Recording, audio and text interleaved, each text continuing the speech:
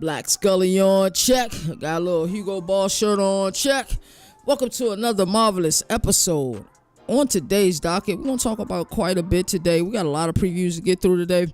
This may be one of them episodes that they're going to overtime. So, letting you guys know that now. But that's never a bad thing because we're going to talk about 4 games in great detail. And I'm always excited to do that. Also, if you guys don't know, we will be live vertical style for College Football Showdown today. Me and Jalen are going to preview 3 games on that platform. And I love to hear Jalen take on a lot of games. I love having quality college football discussions with people with different ideologies. Then, there's times, of course, Jalen and I agree. But, the times that we disagree, I always love to hear what he has to say. Even if I don't agree with what he's saying, I always like to. And it's the same thing, when me and Moon sit down. I think our approach to the game is a little bit different. But, we still have the same love. And, with Nino, D-Now, Boomer, and, everyone else we do content with. So I love having quality college football, discussions because, hey, we love this sport. Not everything I say is going to be correct. I probably will be wrong more times than right, but at times I'm right. I'm really right. You know what I mean? But that's the beauty of this sport, and that's the beauty of, the people that are in my circle who I do, media with and content with. That's the beauty of it. So Dabo Swinney, I think, has a great suggestion, and we'll talk about this in great detail a little bit later during our Into the News segment. He pushes for 5-year eligibility, just flat out, hey, you get 5 years. I love it. We'll talk more about that, like I said, a little bit later, but I think that you don't get 25 and 26-year-old players at the collegiate level with just straight 5-year. You red shirt, you got a red shirt year, and you got, your freshman, sophomore, junior, and senior seasons, you get 5. Whether your red shirt was due to medical, whether you played and, one time, 1 year you got injured, you just get 5 flat. I like that. I think that's a great idea. We'll talk more about that. James Franklin calls for a college football commissioner. Hey, man, I've been saying for a really long time we need a commission, a college football commission, somebody that can hold everybody to the same standards. Forget your allegiances and all of that stuff. Hey, it's in black and white. If you violate this rule and you violated a rule that is 1,000% in black and white, then you need to be held accountable for it. Some of the people that I think will be outstanding for it is Nick Saban. I think will be somebody that's respected. And I think he will hold everybody to the same standard. If, people break rules, whether it's Alabama or not, I think you'll hold everybody to the same standard. Another guy, I know a lot of people, for some reason, have an issue with Kirk Herbstreit. I don't see why. He's been, on our TVs every Saturdays for years now. You know what I'm saying? So I think he'll be a great person. He'll need someone else to go with them to truly lay down the hammer the way that it needs to be laid down. Josh Pate always talks about being a college football commissioner. Hey, man, why not Josh Pate, right? But it does come with great responsibility, man. And you can surely go from, being light to not being like quick, fast, snap in a hurry. So, we see what Commissioner Goodell goes through at the NFL level. So, yeah, I think there does need to be some type of either commission or a commissioner, somebody to hold people accountable, and he has to have a cabin of people around him, as well as going to hold people accountable. We're going to take a deeper dive into Florida playoff hopes and see what that looks like after this USF loss. I think they have a huge opportunity this weekend to really, do something for themselves. I really do. So, we also got more news to talk about, and we're going to say it here, and I'll say it also again. Rest in peace to Charlie Kirk. I'll give my 2 cents on it. I don't like getting political on this show, but sometimes I do. In the spirit of semantics in college football, I will get political, but that's not my wheelhouse. That's not what I stand for. But I do stand for people with outstanding vocabulary, outstanding vernacular. His ability to debate was A1, and I do believe in the ideology of free speech. He and I ideologies don't ally or aren't the same much at all, except there's one huge one. We're both men of faith, and that I can always see that man didn't deserve to go out the way he went out. So rest in peace to him. So for our other segments we're going to get into, we're doing 4 game previews today. We might go on overtime, so we're going to talk about the Georgia-Tennessee game. We're going to do a deep dive preview on that one. I think we're going to have a special game in Knoxville. Also, Florida versus LSU. Is LSU an upset alert?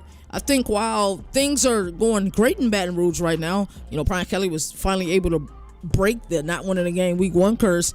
But if you're paying attention, they only averaging 20 points per game. That worries me. Defense playing outstanding.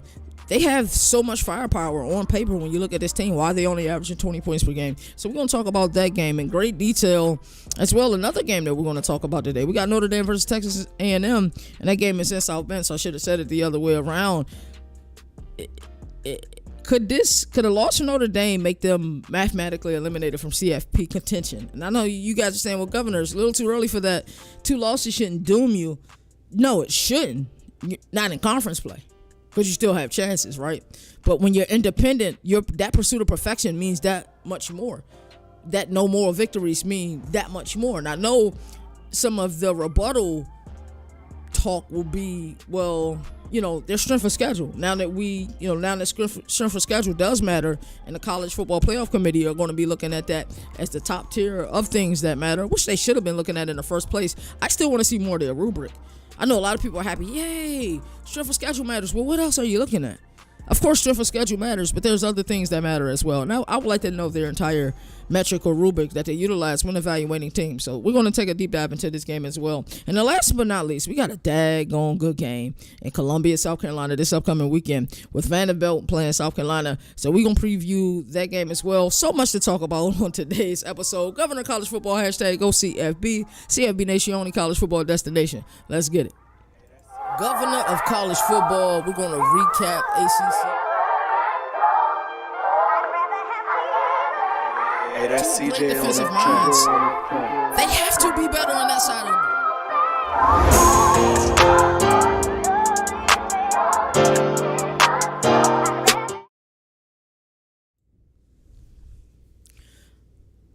Alrighty, into the news brought to you by the good folks over at Bull Rush. Make sure you guys check them out at Bull Rush over on Twitter.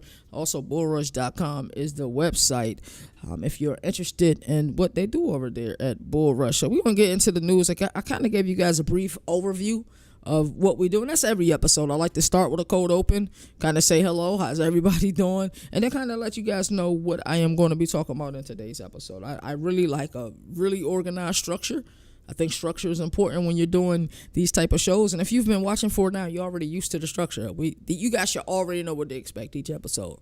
What is he going to talk about? You kind of see it if you watch it on YouTube side, because I do put a lot of what I'm going to talk about in the description. But that's neither here nor there. Let's get to it. Let's talk about what we're going to be talking about today on our show. My apologies. I was just looking at the notification. CFB Nation just gave us over on Twitter, man. And make sure you guys are following at the CFB Nation on Twitter.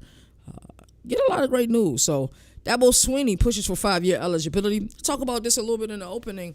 And I think this is a magnificent idea. I really do. Because, we still got the COVID year really interrupted everything. The pandemic just, not even just from the college sphere. I mean, if you're thinking large scale, what it did to our nation, what it done to families. My family used to, my immediate family, we still meet quite often. Like my parents, my brothers, my brother even flying town from Cali. Both of my parents are amazing cooks. And, they cook really delicious food. And my poor mother, because me and my Uncle Foots are both vegan, she always cooks. She'll cook a base meal that everybody can eat. And then she'll always add something to the side. And then, of course, something to the side for the people who don't eat those meals as well. And outstanding cooks. So my immediate family, we still get together. But back in the day, we used to have family reunions, and we don't really do a lot of that stuff no more. I think if anything, the pandemic made us more divided. It really has, and we really need togetherness. And I ain't gonna get too far in that sphere, but bringing it back to the college football scope, 5 years flat, I think is perfect. No, we got a medical red shirt. We also got a red shirt because we didn't play our freshman year. No more of that stuff. Plus your COVID year. There's some people that are in their 6th and 7th year of college football due to some of this crap that I like to call it. But straight 5 years, I think is beautiful. Your first year, you play outstanding, great. One of those years you get hurt, well, you still have your red shirt year if you need to use it. You come in, you don't play as a freshman, you red shirt. You start your second year, which, academically you're a sophomore. But, as far as on a gridiron, you are a freshman. I like that. I think it is easy. I don't think it's too much to look into. You just get 5 years. No matter how you use your 5 years, once your 5 year is up, you're up. So we're looking at people, at max 23 years old after the college football season. At max 23. You know, so even if you turn, 24 after the season, that's after the season. But at max, you should be 23 years old. At max, that's what you should be. Because most people, we even had somebody like Braylon Allen, and Ryan Williams is a good recent example as well of people who were 17 once they, arrived on campus. So I love that. 5-year eligibility is phenomenal. So Penn State's head coach, James Franklin, says the sport needs a dedicated commissioner with both coaching and media experience. Franklin compares it to politics. People vote for their state, not the country. Football fans had the same problem. And I think great ideology, great parallels. And he says it's important that they have both coaching and media experience. I think that is important. He didn't just say just coaching. He didn't just say just media. You need to have both. You need to understand it from a coach's perspective. And if you coach, you understand it from the player's perspective and from the media and how things look. You know what I'm saying? Because sometimes seeing is believing. And sometimes, you believe, what you see. It is what it is. So I love the fact that he put those two things.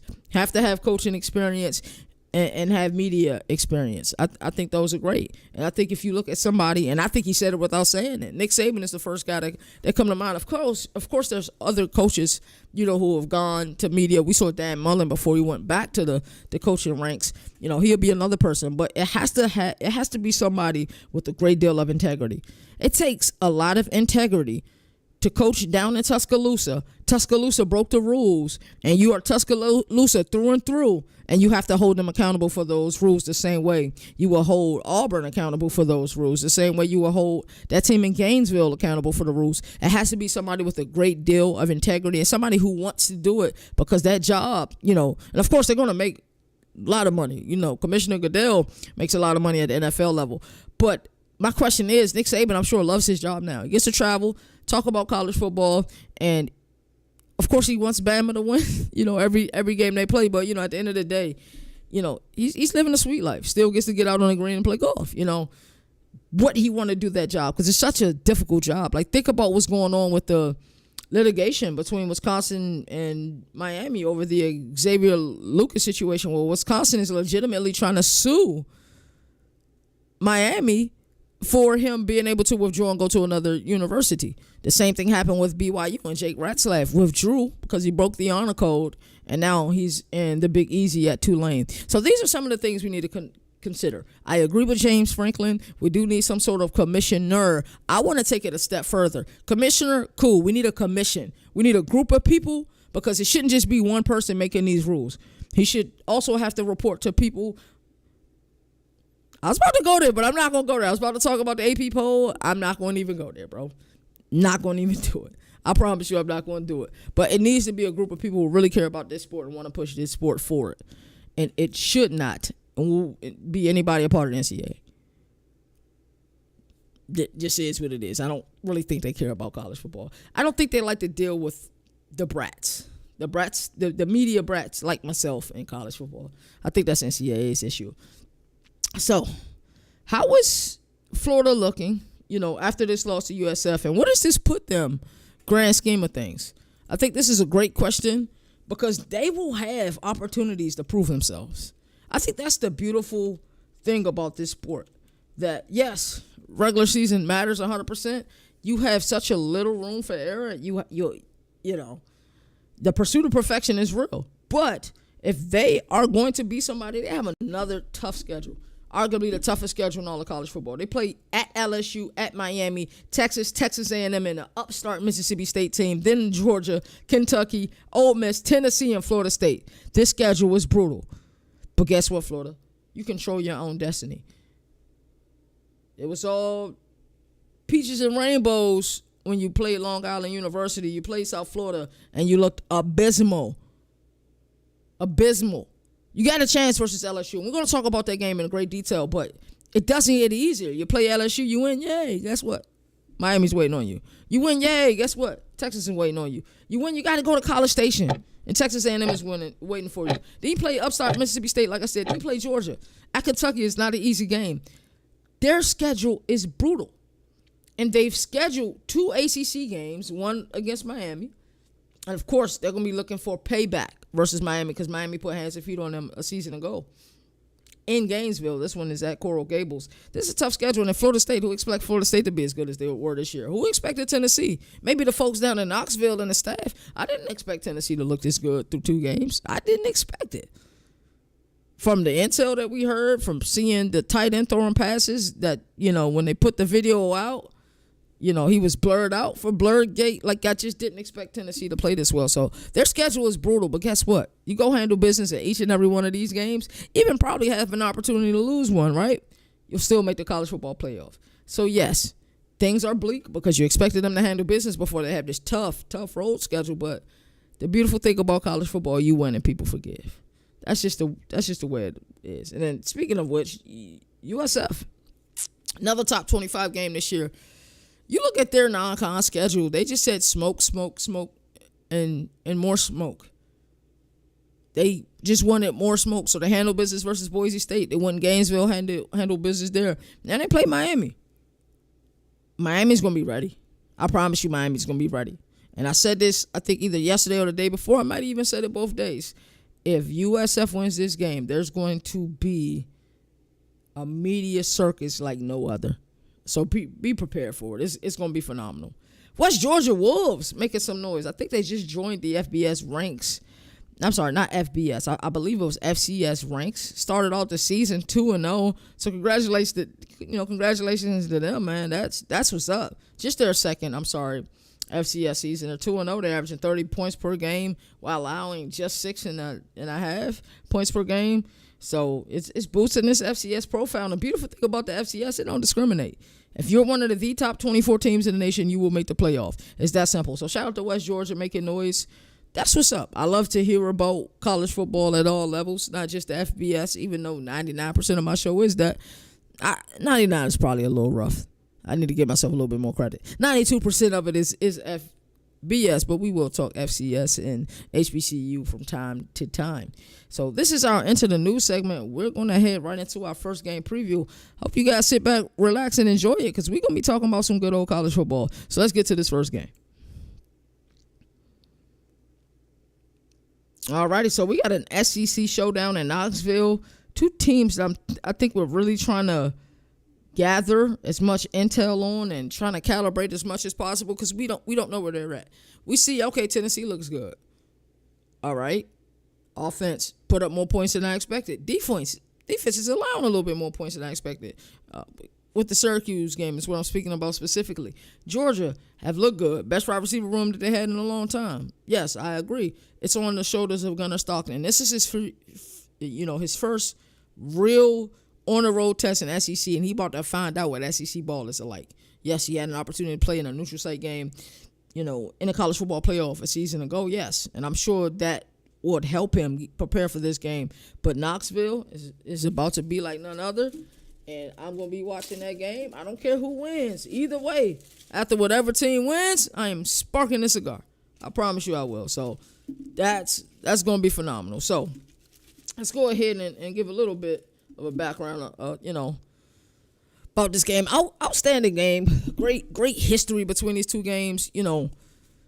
I just feel like this isn't just another SEC game. This game is kind of going to identify not exactly who's real and who's not, but who's better than we thought they were, right? These are 2 programs, rich histories, rich traditions. Georgia has certainly been the immovable object, but Tennessee is a program trying to break through. And the history tells you everything about this. Georgia leads 29-23 to 2 all time, and the Dawgs have ripped off 8 straight victories from 2017 to 2024 under Kirby Smart. Georgia hasn't just beaten Tennessee. They've controlled the game. Average margin, I think it's like 20 points per game. They have been doing Tennessee dirty. They've been treating Tennessee like little bruh. And the last time I think Tennessee won was back in 2016 in a 34-31 thriller back in Athens. But, since then it's been one-sided. It's been completely one-sided. Last year, Georgia won 31-17. The year before it was like 38-10. It was bad. This rivalry, has the opportunity to really see where it's at because I think it's a budding rivalry. When you think of like teams or rivals of Georgia, the first thought in your mind is probably either Florida for the world's largest cocktail party or Alabama, just because those have been the teams fighting for years for SEC, supremacy. So here we go. I think we're going to have a daggone good game. And even though for some reason Josh Heupel have struggled with Kirby Smart, he has an opportunity at home to get a huge monkey off his back, and I truly believe that. Let's talk about Tennessee first. They're 2-0 right now, ranked 15th in the AP poll. I believe we had them right about that area, maybe a little bit lower in the CFB Nation Top 25 poll. Head coach is Josh Heupel. Josh Heupel's done an incredible job during his tenure in Knoxville. And I've always had this quiet thought to myself that I never really say aloud, that if Brent Venables didn't quite pan out, would Josh Heupel want to go to Norman? I believe he would, but would he want to leave? Both places have plentiful resources. The resources in Knoxville are plentiful. The resources in Norman are plentiful. But, would he be a guy that would leave that job and go there? And Brent Venables is doing a phenomenal job this season, by the way. It was just something that crossed my mind. Offensive coordinator, Joey Hazel. He's done an outstanding job. I thought there has been years where his offense kind of slipped after Alex Golesh took the job at USF, and he's doing a great job, as we were talking about USF a little bit earlier. But it's the veer and shoot, the Art Brow system. They like to spread things and just play the percentages. Like how many players you have in the box is going to deem what the play is going to be. If you guys are worried about those wide receivers that are wide split, hey, we're going to run the ball. You know what I'm saying? If you got too many people in the box, we're going to pass. It's really simple arithmetic. Guy that I really like is their defensive coordinator, Tim Banks, who you see on the screen now talking to his defense. Outstanding defensive coordinator. And there's so many good defensive coordinators in the SEC, so I think a lot of times people forget about him, but really great at his job. So the Vols are undefeated. They're scoring points in bunches. Through 2 games, they've hung 117 points. That's crazy.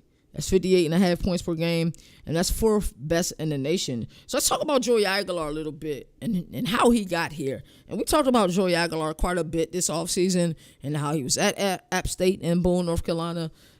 Great 2023 year, kind of down year last year, but there was so much going on with the hurricane that it hit the greater area, where they're at, right a little bit outside of Boone. And I think it hit parts of Boone as well. I think it was deeper than football a year ago, and it just didn't look good. App State didn't look like App State a season ago, and I had high expectations for App State a season ago. So I know Joey Aguilar can play the position. It's just in my mind I couldn't see him in this offense. Like I thought he'd been great at UCLA with Tino Sinceri. UCLA, by the way, looks horrible. I hate the fact that I even had to mention them, but he was with them for couple months maybe before Tennessee got the call. He's their starting quarterback. He's looked good, man. 535 passing yards through 2 games. He's getting settled in. He looks comfortable in the offense. Like I said, in my mind, I just couldn't see it. Even when I try to visualize it on College Football 26, the video game, I still couldn't see it. But, I really like this team. I like the staple of running backs that they have. Star Thomas is leading the pack. They also have Peyton Lewis, a part of that 3-man, running back rotation. But he has 161 yards on the ground thus far this year. Chris Brazel, emerging as the go-to weapon, as he should be. And he's leading the Vols with 187 receiving yards. And linebacker Arion Carter is playing lights out. But I predicted that. If you've been watching this show, I've predicted and projected that Arion Carter, this might be a breakout season for him this year. He's just shy of 14 tackles, and then linebacker Jeremiah Tellender leads them in interceptions with 1 interception. The unit is giving up 21.5 points per game, most of those points of which did come versus Syracuse. So we'll see how they fare versus this Georgia team. I think it's pretty good. So problem that I'm seeing is that Tennessee can light up the scoreboards against most teams, but against Georgia, Heupel magic for some reason disappears, so to speak. So versus all other opponents, it's almost 40 points per game, just shy of 500 yards per game. Versus Georgia, it's 14 points per game and 316 yards per game. So there's a big, sometimes somebody just has your number. You know what I mean? I don't know if that makes sense. There was a time period where I'm trying to think of a sport where somebody just had somebody's number.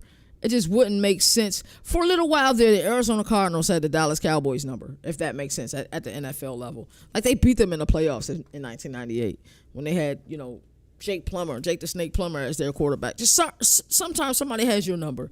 And for some reason, Kirby Smart and Glenn Schumann defenses are just always ahead of Josh Heupel and Alex Golish, now at UCF, and now Joey Hazel. They just always been slightly ahead. Maybe they just have a great way of playing this. Maybe they're able to keep a base system against the wide split offense that they're running, and their players up front are able to make plays and stuff up the line. That way, their linebackers at the second level can make plays. But something that Kirby Smart and company is doing, they just have something with Tennessee. And the reason why I was expecting Syracuse to beat Tennessee is because of Kirby's success against Tennessee. And Fran Brown was there for some of that. So I thought that Syracuse could use that to its ability, but they struggled to get stops. But some of it is heart and some of it is just talent. They don't have the production, in my opinion. They lost some production this past season. So that's why they didn't look as good against them. And they didn't even look good week 2 because Fran Brown had them running gashers after the game. So the tempo game that Joey Hazel and Josh Heupel like to run, for some reason, they have to get going early. I think the biggest sign for me will be that opening possession. The crowd is going to be crazy. Can Tennessee drive right down the field and get points? The type of momentum that'll build, 7 is better than 3, but even 3 will help. They just need to be able to drive down the field early. Once those 3 and out start adding up against Georgia, it gets more difficult to beat them. All right, so we talked about the Tennessee side of thing, kind of told you about how I feel and what I'm looking at on their side. Let's talk about the Georgia side of things.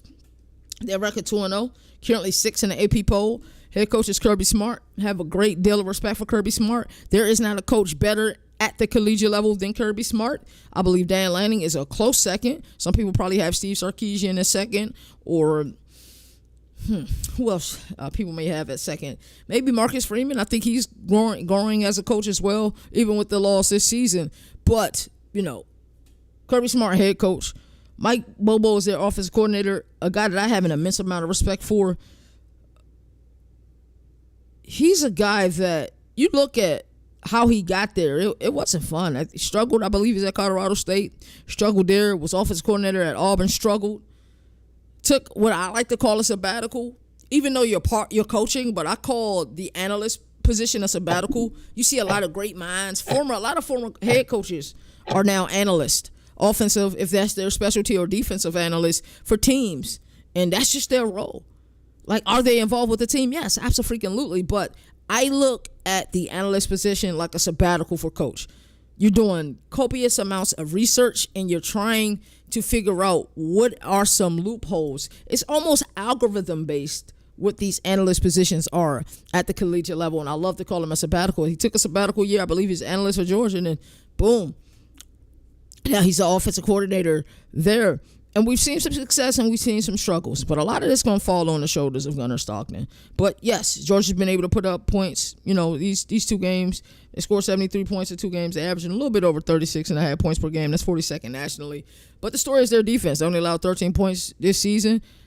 6.5 points per game. That's ninth nationally. Gunnar Stockton, like I said, a lot of this is going to fall on Gunnar Stockton. He's thrown for 417 yards over 2 games. That's roughly, 208 yards per game. He's going to have to make some throws. They do have an outstanding running back room, and it could have been even better if Josh McCray. I don't know what's going on with Josh McCray.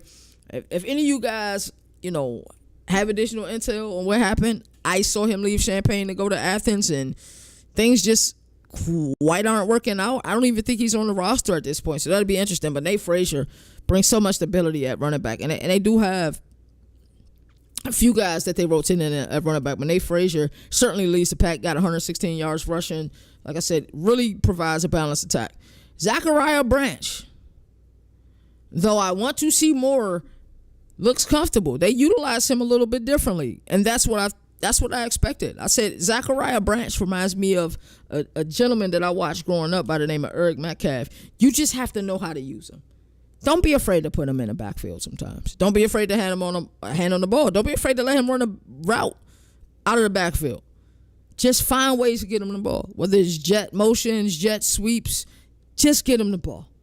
I think that the basis of the air raid struggles to get somebody with Zachariah Brandt's skill set the ball, because that scheme is based on spacing, getting people the ball early, but it's the air raid is such a, hey, you need to be where you need to be. You know what I'm saying? On time. That's the way that the air raid works. So I feel like a system like the system that Mike Bobo runs will allow him to have some success. He's one of my X factors, the people that I'm deeming as an X factor in this game. If Georgia's going to win this game, Gunnar Stockton is going to have to play well. 208 yards passing. I don't think it's going to get the job done. We're going to need a little bit more, and then get Zachariah Branch involved early and often. Defensive side of the ball, Raylan Wilson has 14 total tackles. Defensive back, Ellis Robinson, the fourth, has an interception on the season. The defenses look daggone good. We told you they're ninth nationally in points allowed per game. What do they do versus Tennessee?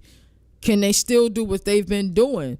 You know, these past, 7 years is it, since Kirby Smart's been in Athens with the pure domination over Tennessee? That's yet to be seen. But they won 7 straight games. It's crazy, in my opinion, or estimation. Or was it 6? It might have been 6 or 7. I'm not sure. Don't feel like scrolling back up in my notes. So I think this game will come down to the line of scrimmage. And the game always comes down to the line of scrimmage. Can Tennessee's offensive line move around Georgia's defensive line?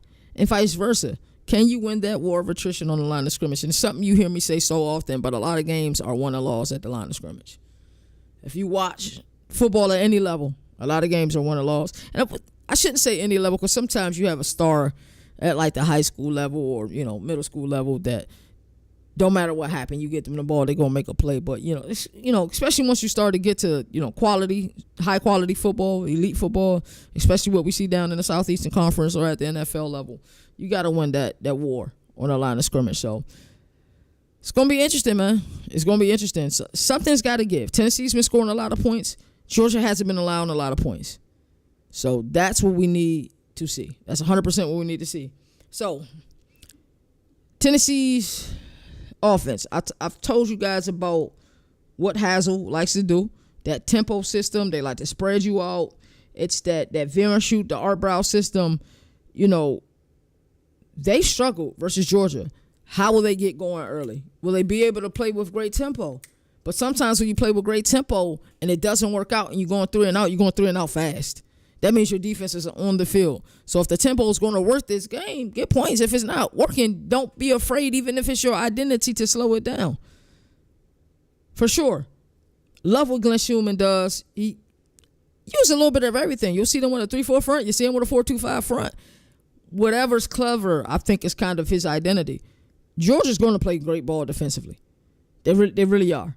But, the fact that they've held Josh Heupel coming in just 14.3 points per game over that stretch is crazy to me, because when I think of Tennessee, I think of the ability to put up points, right? So I've already told you guys some of the players to watch.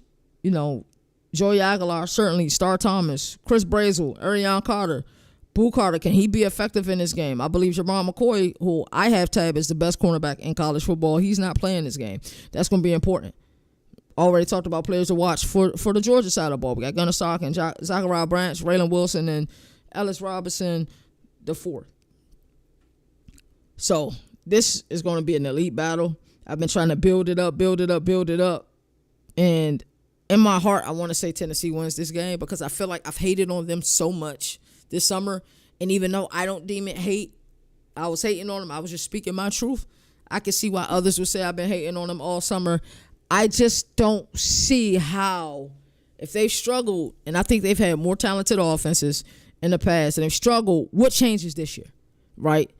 But I will say this, it's not going to just come down to that. Will Georgia be able to put up some points? They have to put up some points. Give me Georgia to win this game.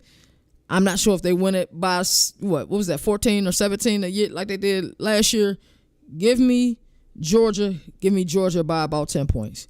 And the dog make it, 8 or 9 straight games that they've beaten Tennessee, and that's crazy. We're going to move on to the next game. Let's talk about this Florida versus LSU game.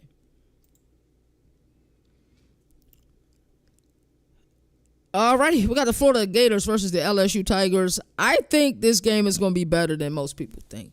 I think a lot of people expect fireworks. They say, Florida's done. The moment you think Billy Napier and Florida's done, they're not done. Have we not learned from the past? Have we? Have we not? Saturday night, Baton Rouge, we got a showdown, man. It's going to be hostile. The toughest place to play in the sport. It really is. But this is a matchup between a 1-1 Florida and a 2-0 team. I was going to go there, but I'm not going to go there. I'm going to leave it alone. I think this game is a true SEC test, and I'm almost surprised that this wasn't the game that they chose to go to, they being College game day. I really am. Because that seems incredible that you're going to get there. But I'm sure they'll be visiting that stadium at some point this season. For Billy Napier, bro, just when we think you have got it figured out, and I truly do believe you have it figured out, you go and laid the egg that you laid a week ago. And I just got one question. What happened? And, of course, it's rhetorical because I'm not sitting here next to Billy Napier or we ain't about to bring him on the screen. But I just truly want to know from your scope what happened. Because now the boosters are upset. The donors are upset. People are trying to figure out, and they've already figured out how much they need to pay you to get you up out of here. There are even people out here suggesting who the next coach may be for Florida. And I look at all of this and I say, does Billy Napier have all of you? Of course, he didn't want to lose last weekend, but does he have everybody right where he want them? Isn't this what he does? Right?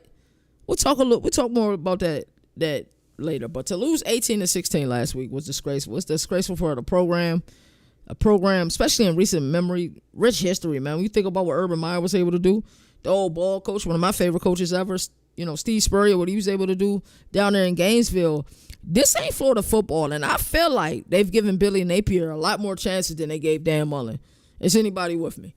I agree. I agree with myself, of course, but I think they've given him a lot more chances than they've given other coaches. I'm not saying the man should be fired because it's difficult, one, to continue to win. The sport is so different than it was 15 years ago. People might not want to admit that, but because now we can openly, and it's allowed, pay for play is allowed now, I think we see a little bit more balance. So a team like Vanderbilt that historically was bad, you know what I'm saying, in football can compete a little bit because now their donors and boosters can find a way through NIL to get more money to these players, and they're able to get a guy like Diego Pavia via the transfer portal. I think that's why things are different in the sport now because it's changed. It's 100% changed. It's not the way that it used to be, where the good stay good. Every year, I think for years, whether it was a college football playoff or the BCS, you had a good idea of the teams, a group of 6 or 7, maybe 8 teams that had an opportunity to play for either the BCS National Championship or the College Football National Championship.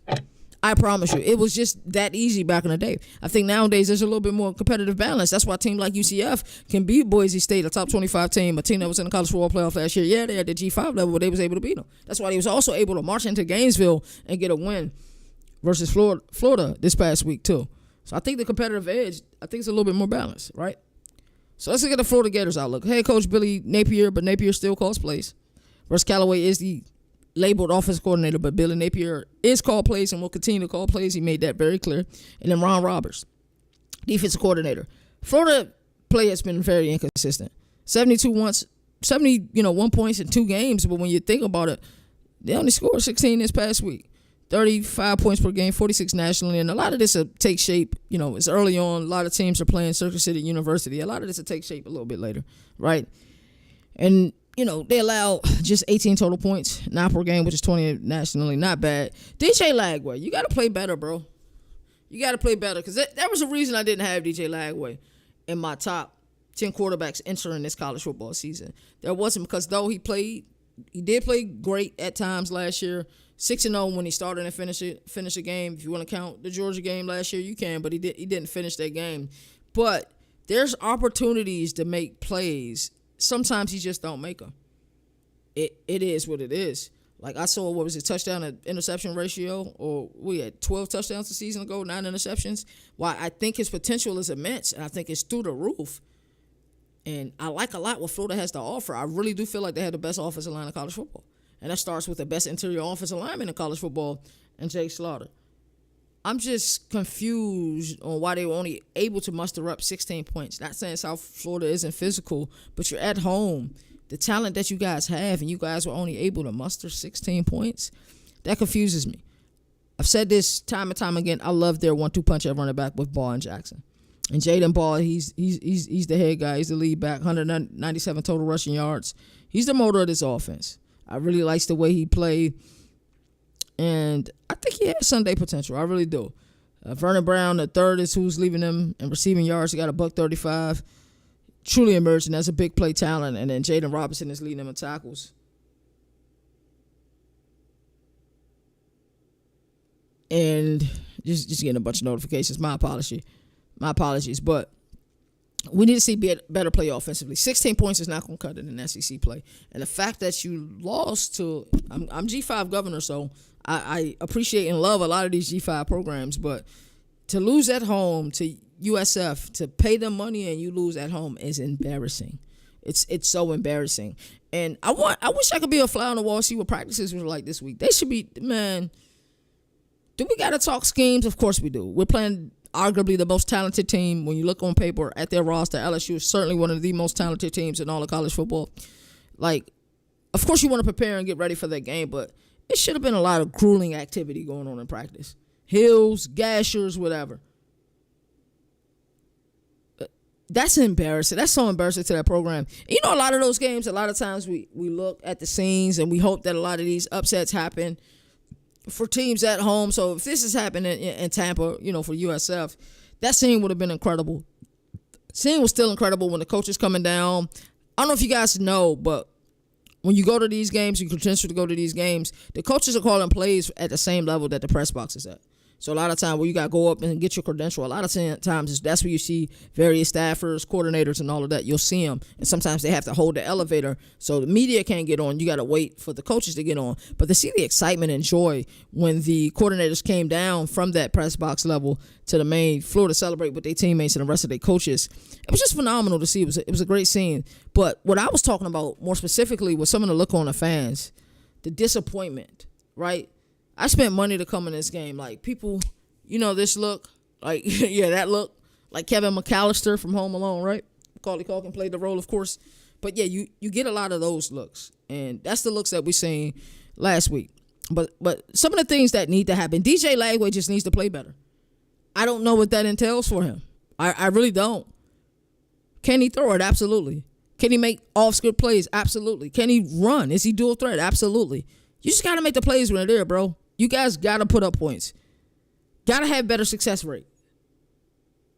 3rd and 7s or more just ain't going to cut it, bro. That's not how you win in the SEC. Make it manageable. Please make it manageable. So, red zone. What's going on in the red zone, Florida? Why you guys are struggling down in the red zone? Put points on the board. It should be easy to scheme for this team. You got an offensive line that's going to protect you. You got a dual threat quarterback. Billy Napier, scheme up, bro. That's simple. You want to call plays? Scheme up. That's simple. You already know what you're going to face with LSU. LSU probably has the best ability in the country to be a chameleon defensively because they can give you so many different looks because of the talent that they have at all 3 levels. I'm telling you, you're going to have to scheme up.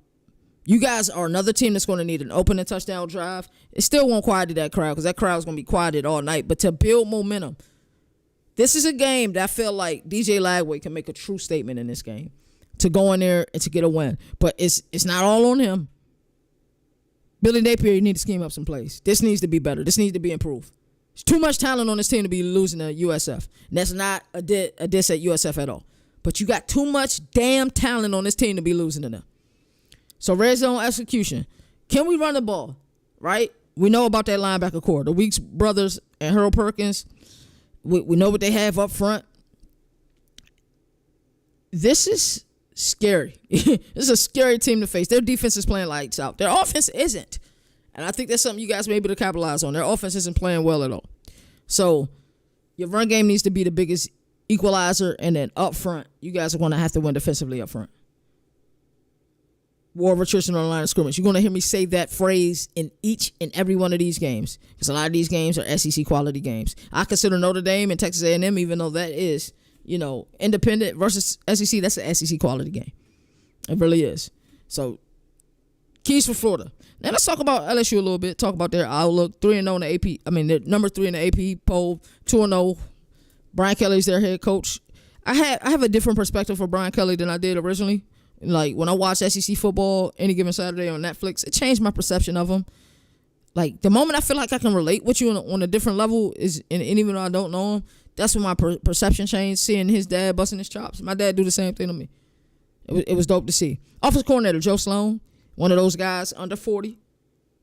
offensive coordinator I respect a lot, but 20 points per game, Coach Sloan ain't going to get it done. When Mike Denbrock was there, you talking about the number one offense in the country consecutive years in 2022 and 2023. 20 points per game ain't going to get it done, brother. Blake Baker, outstanding job. The reason they wouldn't got you, because they couldn't play defense. They wouldn't got you to learn how to play defense, and you're showing each and every year you guys are getting better. And you guys got an immense amount of talent on that defense too. So, undefeated, great win against Clemson. Down in Death Row East, great win. Great win versus Clemson. The fact that those players came in that game with T-shirts over their pads that said 1-0, I think it was incredible. But despite the elite talent that they have on offense, I think about Burry and Brown. I think about both of the Andersons at wideout. I think about Caden Durham, guy that they have, an elite running back that they have. I think about Garrett Nussmeier, man, moved to number 18. We know the history of number 18 at LSU, and the fact they've only scored 40 points in 2 games. And one of these games was against an FCS program, if I'm not mistaken. We know the first one was against Clemson. That's 108th nationally. 20 points per game. Why is no one talking about this? And maybe you are, and maybe I haven't seen it. 20 points per game, LSU? I get it against Clemson, one of the best defenses in the country, but 20 points per game? That's not good. That's not good at all. So, Garrett Nussmeier, 469 yards. He's a guy in a lot of people's minds that can win a Heisman. Definitely the guy that I picked to win a Heisman this upcoming season. The lack of explosive plays bothers me.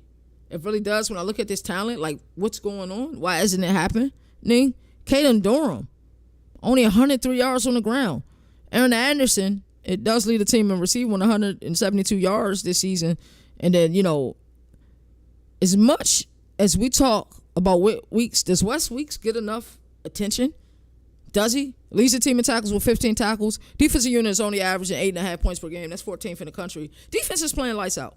I have no issues defense. I talked to you guys earlier about their ability to be a chameleon defensively. I think that's incredible. I truly think that's incredible. If you have the ability we can play whatever game you want to play. If your quarterback struggles versus the blitz, we will blitz him. If you have a dual threat quarterback like Cade Klubnik, well, Herb Perkins is going to spy him, right? You having a really explosive offense like the chunk plays down the field throwing the ball? We'll just play zone, keep everything in front of us. If your receivers can't get separation, we're going to play man and be in your face. They have that ability to be a chameleon, and I think they could be a chameleon better than any defense in the country. I really do believe that. I really do. But 20 points per game, 108th nationally, scoring, LSU isn't going to cut it. You guys going to need points this game. So my concern for LSU is the scoring draws. Just told you guys 108th in the country in scoring. The running game hasn't helped Nuss at all. It's like we know we got Nussmeier. Nussmeier go out and find a way to win the game. No, everybody need to do their job, like Bill Belichick would say. Do your job. So, and the slow starts, right? Even, La Tech, I almost said it incorrectly. La Tech and Clemson. Both of those games, you had slow starts. Did make adjustments after halftime. It looked better after halftime. You guys need to start fast this game because you're gonna play a very disrespected, angry team from Gainesville who's about to show the world and tell the world, shut the you-know-what up because we know how to play ball here. So the matchup. This is some of the things that I'm looking at when I'm looking at this matchup overall. Tempo. What type of tempo is Napier and this offense going to come out with this game? They need to set the stage. They start this game off 3 and out. I might be upset. You know what I'm saying? So figure out the score points in bunches. And this game defensively this game overall may come down to the defenses because both of these offenses are struggling. But tempo control is one of the things I'm looking at for Billy Napier. Find out when to go faster. Find out when to slow things down. Right? Find when your defense just, gave up some points. They had a long drive. You need to have the ability to get that running game going and slow things down. Florida, you're going to have to put up some points because I promise you, LSU will score more than 20 points this game. I can promise you that. So, Lagway has to make some of those off-script plays. But also, take what's there. If you go through your progressions and the flat is there, do it. You don't got to try to scramble around and try to see if you can find somebody, down the field. If it's there and that's your check down and you went through your progressions and it's there, take it. Take what the defense gives you. Of course, sometimes you're going to have to make those plays off script, but things just haven't looked good so far this season, but it's early in the season. Things can change. You can make those explosive plays. You have the wide receiver room to do it. You have a great running back in Ball. This team is a daggone good team. Tough schedule again, but they have to figure it out. They really do. Which team is going to get more defensive pressure from that line? I expect LSU to be able to get more pressure. But if Florida defense can play bend, don't break, LSU can have those long drives. They finish their drive with 3 points instead of 7 points, you win. Right? But finish drives, Florida.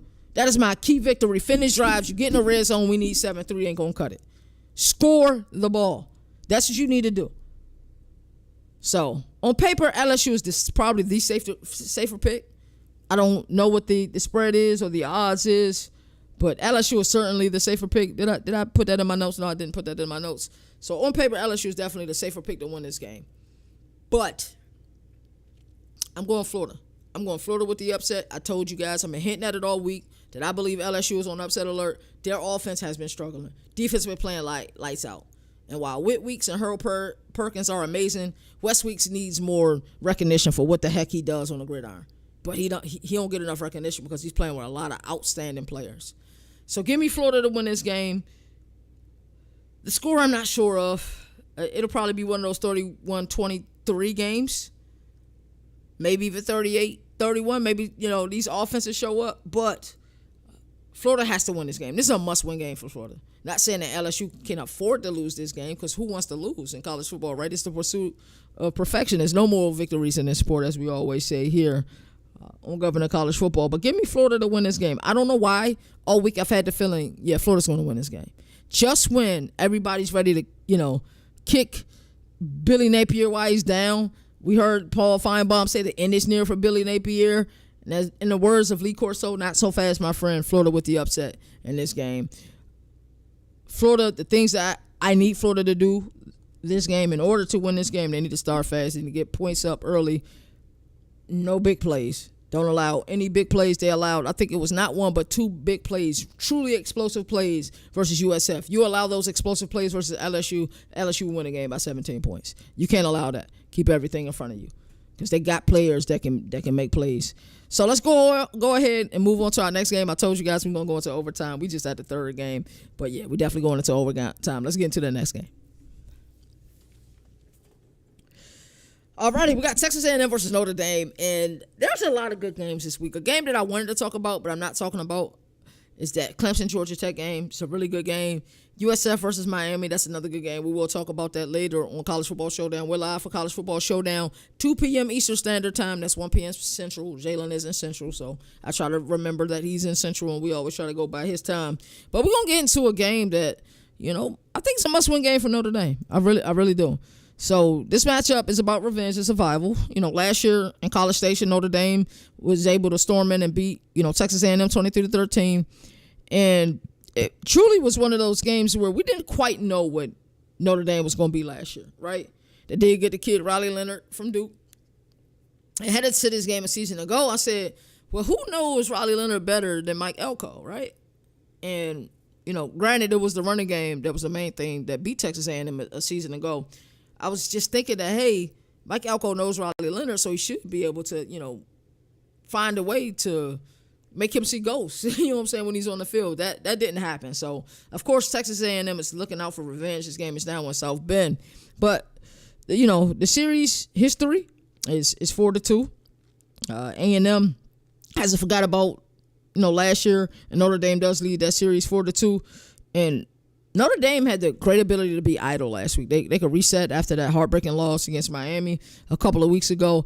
It's always it's bad to lose, but if you're going to lose and have an idle week after it, you can kind of get over it and then get ready for this next game. And hopefully they've had the ability to do that. I really do believe in Marcus Freeman. I remember a time when Marcus Freeman was deemed as done, right? You guys remember that time period? It's kind of deemed him as done. Not anymore. So still ranked high there, number 8 in the AP poll. Close loss to Miami, of course. C.J. Carr struggled a little bit earlier on, but he warmed up a little bit as the game went on. But the head coach is Marcus Freeman. I talked about Mike Denbrock a little bit earlier when I was talking about LSU and their inability to score points. And I was saying how LSU probably has the best ability to be a chameleon defensively in college football.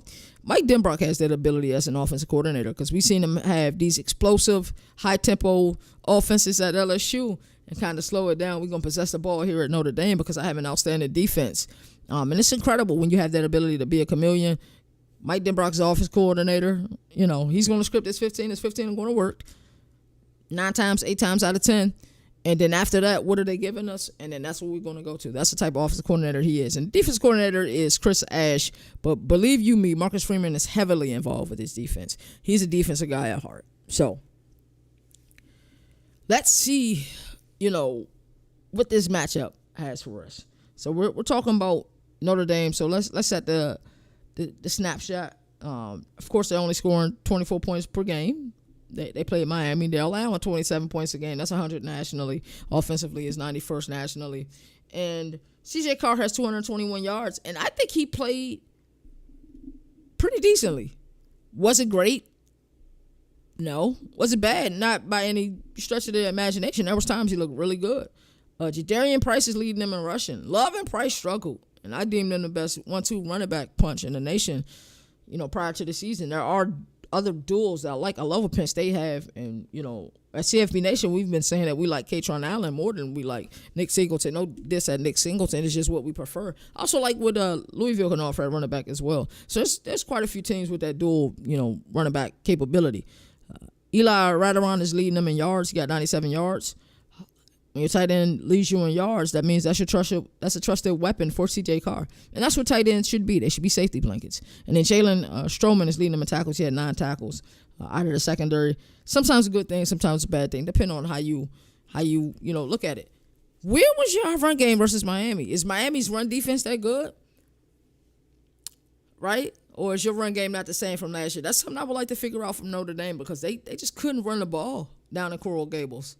They really couldn't, and that was kind of a surprise to see. I expected, Miami to load the box and force C.J. Carr to beat them. I think everybody in the country expected that. And C.J. Carr played pretty well, but, the amount of yards that Darian Price and Jeremiah Love didn't meet our expectations, didn't meet their coach's expectations, and I'm sure it didn't meet their expectations. So I expect Notre Dame to try to come in here and reestablish the run. We got to make things a little bit easier for C.J. Carr. If you can run the ball, that sets up everything that Mike Denbrock wants to do in South Bend. Because what he wanted to do in that, while he was down there in Baton Rouge was a little bit different. But to set up those play-action passes and everything he likes to do to build off of that run game, they need to reestablish the run to ease Carr's burden and, for them to put up, more numbers offensively. And then contain Marcel Reed, which I think that Marcus Freeman probably spent a lot of this past week figuring out, hey, who we spying Marcel Reed with. So it'll be interesting to see what their answer is and how they plan on containing them. The thing is, Texas A&M got 2 really good running backs. I like what they have at wide out. I love Colin Klein as their offensive coordinator. They got a good offensive line. Texas A&M can win the SEC. Am I saying they're my pick to win the SEC? No, but they've looked really good this year. Speaking of which, let's talk a little bit about Texas A&M. We got head coach Mike Elko. Came from Durham. He's 2-0. They're ranked 16th in the AP poll. If there's a guy that surpassed my expectations by miles, it was Mike Elko because of everything, the intel that I was gaining from Durham. I have some really good friends in the industry that go to every Duke game. They're at all of the practices, and they was like, hey, the way he left was wrong. I said, oh, really? Just interesting to hear. Offense coordinator Colin Klein, outstanding job. Kansas State is missing Colin Klein. Oh, by the way, they're really missing Colin Klein. Defense coordinator Jay Bateman. I love what I'm seeing out of the team. I really do. Texas A&M looks stronger, right, than they did a season ago. Sharper than they did a season ago. More balanced than they did a season ago. And with, they dominated a really good UTSA team. Also played Utah State. And Texas A&M looks really good. And there's nothing wrong with saying that. Texas A&M looks really good so far this season. They got 86 points for. They're averaging 43 points per game. That's 27th nationally. Allowed 46 points. That's 23 points per game. That's 82nd nationally. Probably allowed a little bit more points than they'd like to. But let's look at their key leaders. Marcel Reed, 509 yards passing, a little over 250 yards per game. If he can keep that up all season, look out. Also, I got 105 yards rushing. Just know that sacks go against him, so he's averaging a little over 55 yards per game rushing. Shouldn't be leading them in rushing with the 2 running backs that they got. But it'd be interesting. Mario Craver leading them in receiving yards to 236. Don't forget they got Casey Concepcion over there either. So, and then Torian York, he's everything we're expecting him to be. And so many preseason superlative lists. The hyperbole for Torian York coming into the season was great, and he's doing his job, right? So keys for Texas A&M, Marcel Reed got cooked. We all know that he got to be comfortable early, get points early. I think that's if you want to get a quarterback going early, especially a quarterback of his skill set, let him get here early. Call an early, quarterback run. But if they can get points on this tough Notre Dame defense, that Ash and, Freeman,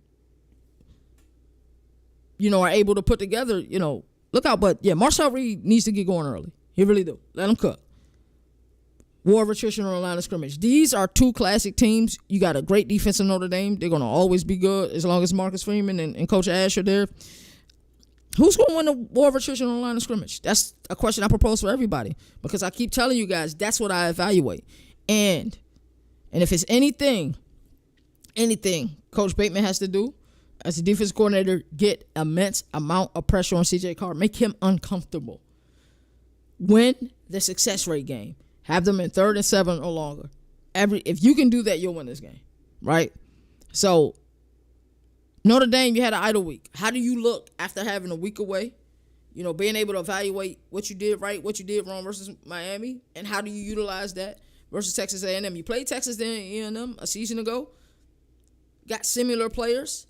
When you played them, Marcel Reed wasn't a starting quarterback. Connor Wegman was. So what does that look like? What can you keep from tape last year? What should you discard because of the things changed? Also, Colin Klein was early in his play calling, when you guys played a season ago. So how different does their offense look versus when you guys played? And then the same thing for Texas A&M on the flip side. C.J. Carr, how different is his skill set versus Riley Leonard's skill set? So these are some of the things that I'm looking at this game. This is going to be a dynamic game. I think this is a must-win game for Notre Dame. I propose this question. You see it on lower third. Is Notre Dame mathematically eliminated if they lose this game? Question I have for everybody. Are they mathematically eliminated if they lose this game? And I say that, and I know you guys are like, yo, what are you talking about? It's only 3 weeks in. Let's look at their schedule.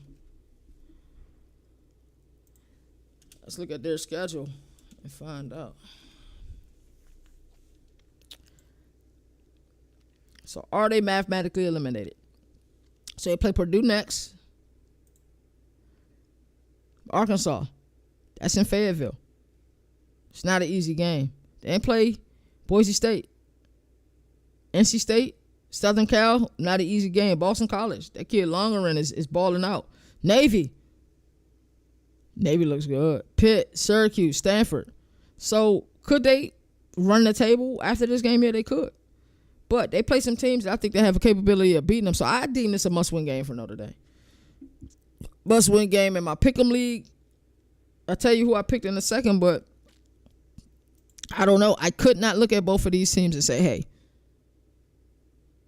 Notre Dame's going to win this game. Give me Texas A&M. I think they make more plays. I think they're out for revenge. I think Texas A&M is super scary this year. Give me Texas A&M to win this game.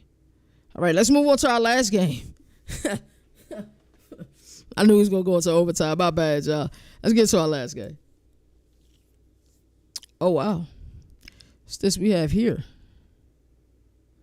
Do I have my camera on here twice? I think I do.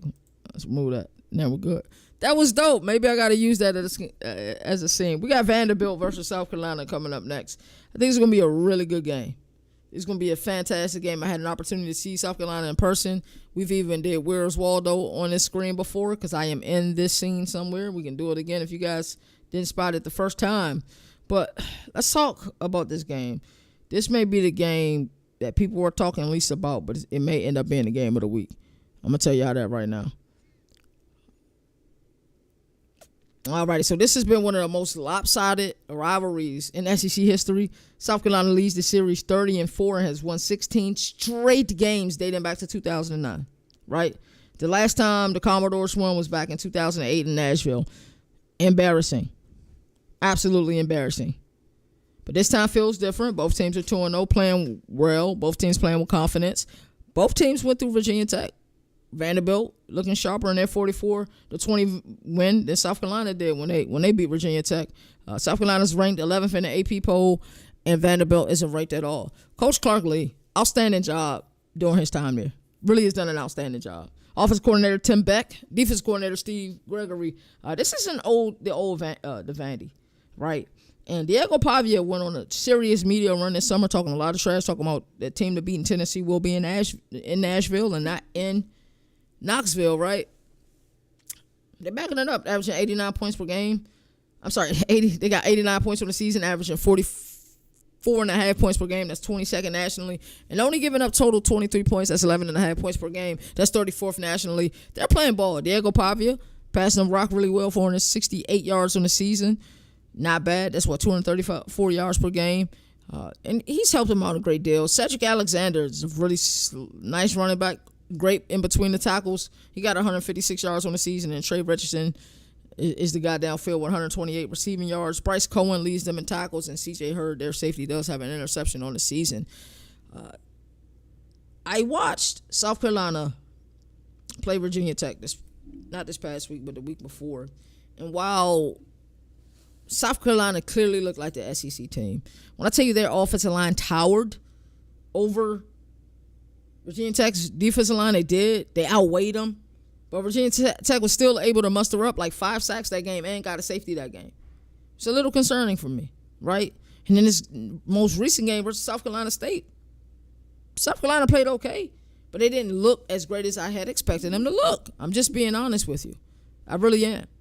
But with Vandy, you got to look at what Diego Pavia brings to the table. Those off-script plays he's going to make.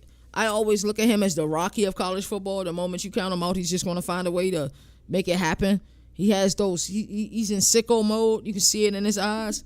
Where he's like people who've been doubted their whole lives. That's what that looked like. Diego Pavia looks like someone who's been doubted his entire life, and he takes everything super personal. And that's what I want in a quarterback. I ain't going to lie to you. They have to be efficient on third downs. They have to be. This environment is going to be crazy. Because we was at a neutral site environment for the Virginia Tech South Carolina game. It was in Atlanta at the Mercedes-Benz Stadium. And when I tell you, the moment you got in the parking lot, game, God, game, that's all you heard, bro. Moon was able to even get them going with that. They travel well, and guess what? They talk a lot of trash too. You let South Carolina football be good, though. They fan base gonna talk trash to you. They fan base is talking trash to us on the field, dog. Like, they fan base is legit. It's a legitimate fan base. It really is. So, Vandy they have to control that game early. They have to get that crowd quiet, because when that game starting, you see Sandstorm, and them players are amped up, and the fans is amped up, and they're ready to go play. But yeah, Diego Pavia is going to have to make some off-script plays. It is what it is. The team to be great on third downs, right? And I hate using the compare and contrast, but when I watch both teams versus Virginia Tech, Vandy played Virginia Tech much better than South Carolina do. But styles make fights, right? So South Carolina, let's talk about them a little bit. Offensive coordinator Mike Schuler, head coach Shane Beamer, great deal of respect for him. Defensive coordinator Clayton White, they scored 62 points. They're averaging 31 points per game. That's 57th nationally, and only gave up a total of 21 points. That's 26th nationally, only giving up 10 points per game. They're undefeated, but their offense isn't what I expected. Lenore Sellers has 337 yards passing. It's not that's bad. I just expect more. He's a guy that I think that could be a front runner for the Heisman. He made Heisman-worthy plays in the Virginia Tech game. I didn't see the South Carolina State game in totality, but I was just surprised at the final score. I thought they would score a lot more points. I really did. Running back, 80 yards. Oscar Adaway, that's their leading rusher through 2 games. It's 80 yards. And Nick Harbor exploded versus Virginia Tech, but didn't do much versus South Carolina State. So I'm just trying to figure out where's this team at. I really am. Like what their linebacker Fred Johnson's doing, got 13 tackles on the season. Peyton Williams, is doing his thing as a defensive back as well. But I haven't liked a lot of what I've seen versus South Carolina. And that can change. This could be one of those games that South Carolina was just kind of vanilla the first 2 weeks because they was getting ready for this game, and they can absolutely have fireworks. And on paper, they should win. This is the team that should win. They have the better team. Make no mistake about it. South Carolina has the way better team. And it's not even close. Like Vanderbilt, they show a lot of heart. They fight. Is this one of their better rosters that they've had in recent memory? Absolutely. That's not a surprise, in my opinion. And that shouldn't be a surprise for anybody. Like, but come on now. South Carolina has had an outstanding ability of getting talent to the next level, to the NFL. And, when you watch this team and you look at this team, some people have projected that, hey, they can be a playoff team this year. They could have been a playoff team last year. This team's a really good team. I don't know why my video is going slow. That's weird. It's going real slow. Let me refresh. Maybe it's acting stupid. Sorry about that, y'all. But great roster. Really have a great roster. And I'm just interested to see how well they look, because I don't want to judge them through the first two games, but I haven't been overly impressed through the first two games. Have they had moments that impressed me? Absolutely. But through the first two games, am I impressed? No. Dylan Stewart, find out where he is every replay. He is a dynamic playmaker on the defensive side of the ball. He really is. So, I got Vandy winning this game. I'm not sure why this thing is moving as slow as it is. But as I always like to say, there are no more victories in the sport that survive and advance. That's why college football has the greatest regular season. And until next time, we'll see you guys tomorrow. Same bat time, same bat channel. I need to go get my computer looked at. You all take care. Governor of college football. We're going to recap ACC. Hey, that's Two CJ great on defensive that minds. track. They have to be better on that side of the ball.